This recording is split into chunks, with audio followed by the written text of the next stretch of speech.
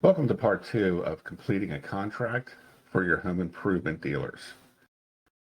In this section, we're going to look at, once we've entered your customer's application, we're going to come over and take a look at the approval request. We can see here that $9,000 was requested, $9,000 was approved. You're going to see $31.85 as an off number. And that is used for the state of Florida only as the Florida stamp tax. Otherwise, all other states will see the flat $9,000 for the approval. When you click on the structure button, it does break this down and show that Florida stamp tax. For all other states, that will come in at a flat $9,000 again. As you can see on this screen, the most important tabs are going to be your decision, contract prep, and review tab.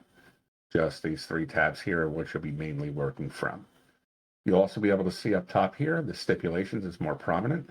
We can see that there were 5 stipulations: application, completion certificate, contract, work order, and notice to cancel.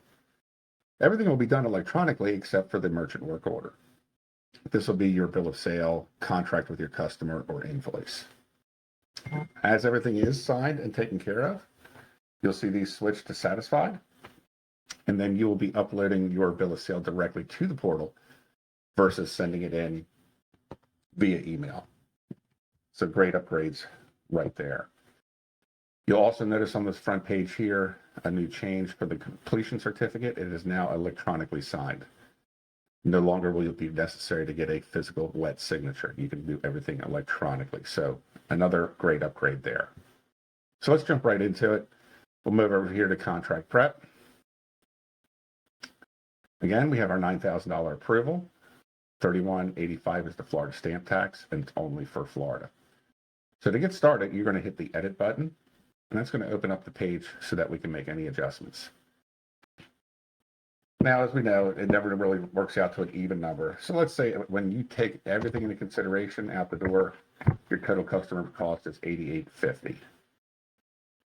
You'll also want to scroll down to the bottom of the page here to update your description of goods, whether this is a water treatment system, roofing, whatever the case may be. You want to be very descriptive. For this purpose, I'm just going to put home improvement. But depending on the product that you're using for, you'd want to be more specific. And again, you want to adjust that price to make sure it says $88.50. Once you have that in, we'll move to the right side of the page. We want to make sure our contract date is accurate. And then our delivery date. If the work's going to be done in the next few days, we can leave the date the same. If you are going to project out for a month, maybe 2 months, you do want to make an adjustment there to get the best or the most accurate first payment due date for your customer. You're also going to want to make sure that that delivery date is going to match your work start and end date. These can be the same day as it was in the previous portal. As we scroll down, you're going to see your term. Obviously, you can select the term that best fits your customer. And then obviously, if you're doing any same as cash and or special terms, which would be deferred payments. And that really completes the contract prep. At this point, you'll come down and hit the save and validate to make sure everything looks good. You should see a green box come in saying that everything is ready to go. Once again, we'll come up here to the top. We'll just go to documents. And unlike before, when you get ready to do your signing in our old portal system, you're going to see where we're using DocuSign now. So there'll be no text message and no cell phone input information necessary. Simply put your first and last name, your email address, and you can still select remote signing or in-office signing if they're signing right on your tablet or on your home computer. Otherwise, we'll stick with the remote signing and send it to DocuSign. Now, it does take just a few seconds to go, but once it does, your bottom screen is going to update and is automatically going to send the documents to your customer for DocuSigning. We'll pause here while this uploads.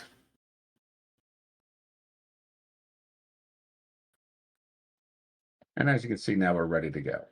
So your customer has received the email to start their signing process. Now, one change here is you cannot sign your portion until your customer has completed theirs. It is a decent upgrade considering that now you'll know when your customer has done their part and signed their loan documents, you'll automatically be updated to start yours via email. An important part here, if you are waiting for an update in the system, this does update every 30 seconds, but you can hit the F5 button on your keypad, and the F5 button will be updating the completion of signing. So if the customer said they signed, but you're not seeing it update, F5 will refresh your screen. Once these are signed, we're simply going to come over to the review tab.